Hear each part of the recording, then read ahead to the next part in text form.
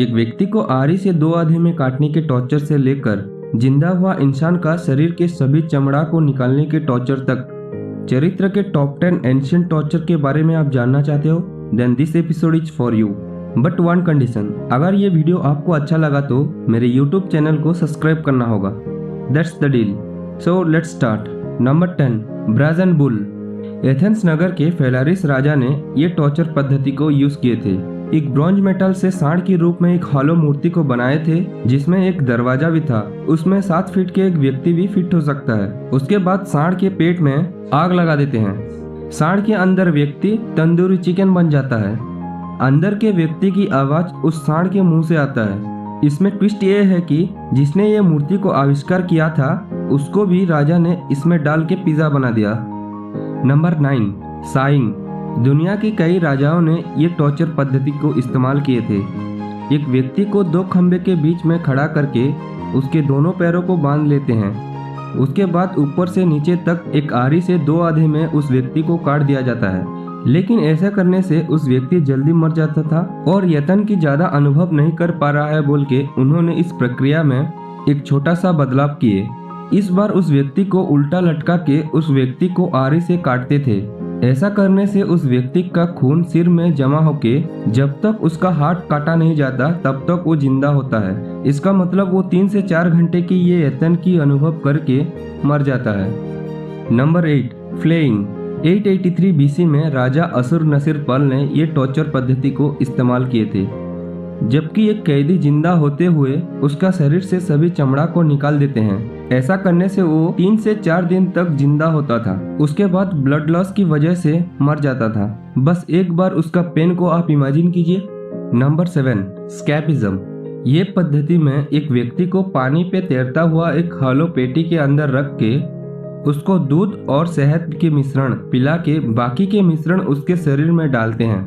बाद में उस व्यक्ति को एक तालाब में छोड़ देते हैं। ऐसा करने से 2 उपयोग है। पहला, ये मिश्रण पीने की वजह से वो लंबा समय तक जीवित हो पाएगा। दूसरा, मिश्रण के कारण उसको उल्टी और मोशन सो के उसके शरीर में कीड़े अंडा देते हैं। ऐसा करने से वो जिंदा होते ही उसका बॉडी डिकम्पोज होता है। लगभग 17 दिन तक ये टॉर्चर को अनुभव करके वो मर जाता है। Number 6, breast ripper.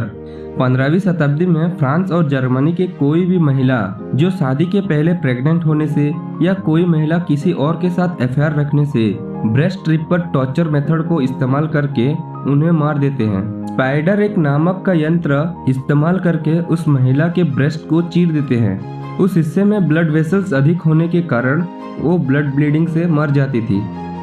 Number 5, Chinese bamboo. कुछ प्रकार के चाइनीज बैम्बू हर दिन 3 से 4 फीट तक बढ़ते हैं। यही नेचुरल फेनोमेना को चाइनीज टॉर्चर करने के लिए उपयोग किए थे।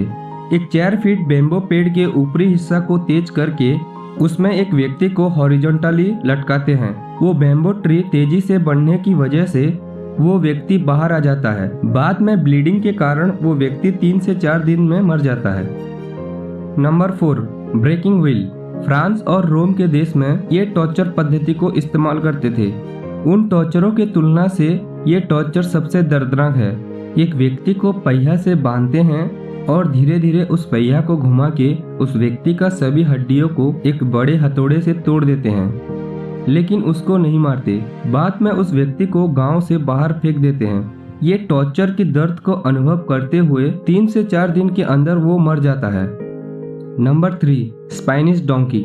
स्पेन में कैदियों को नंगा करके एक ट्रायंगल एज के बेंच में बिठाते हैं। उसके बाद उनके दोनों पैरों पर हेवी वेट से बांध लेते हैं। ग्रेविटेशनल फोर्स के कारण ये वेट्स उस व्यक्ति को धीरे धीरे नीचे खिंचक के 2 आधे में काट देता है। Then ultimately death.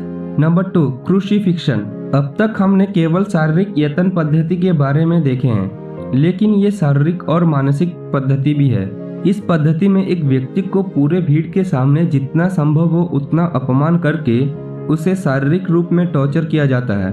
उसके बाद एक प्लस आकार के क्रॉस शेप में उस व्यक्ति के दोनों हाथ और पैर कीले से मार के लटका देते हैं। धूप में कुछ दिन उस व्यक्ति को रख के टॉर्चर करके मार देते हैं। ये उन लोगों के लिए चेतावनी है जो किसी भी गलत काम करने से उन्हें ऐसा ही मार दिया जाएगा।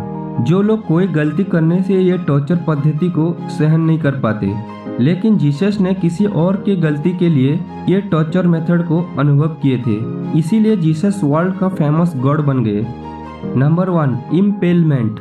ये पद्धति में एक शार्प वुडन पोल को एक व्यक्ति के एस के होल में घुसा के उस पोल को खड़ा करते हैं। बाद में अर्थ के ग्रेविटेशनल फोर्स के कारण उस व्यक्ति अपने आप खिसक आता है। वो पोल उस व्यक्ति के मुंह से बाहर आ जाता है। कुछ लोगों ने पोल पर 6 दिन तक भी जिंदा होते थे।